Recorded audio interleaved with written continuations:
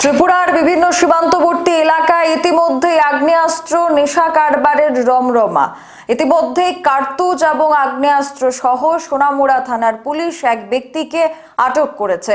তার গোটা পরিবার এই ঘটনার সাথে জড়িত ছিল বলে পুলিশের অভিযোগ। কিন্তু প্রশ্ন একটাই যে কিভাবে দিন দুপুরে পুলিশের নাকের ডগা দিয়ে সীমান্তবর্তী এলাকায় এই আগ্নেয়াস্ত্রের এবং কার্তুজের মজুত থাকতে পারে, কিভাবে সেই সকল এলাকা অর্থাৎ সীমান্তবর্তী এলাকাগুলিকে উত্তপ্ত করার জন্য, পরিস্থিতি বিগড়ে দেওয়ার জন্য কিংবা হয়তোবা নিজেদের ক্ষমতা ফলায়নের জন্য, নেশা কারবারের জন্য এই সকল ঘটনাগুলি কিন্তু সামনে আসছে। সেক্ষেত্রে দাঁড়িয়ে ত্রিপুরা পুলিশের ভূমিকা কি? আগ্নেয়াস্ত্র এবং কার্তুজ সহ সোনামুড়া থানার পুলিশের জালে আটক বাবুল মিয়া। তার বাড়ি শ্রীমন্তপুর এলাকায়।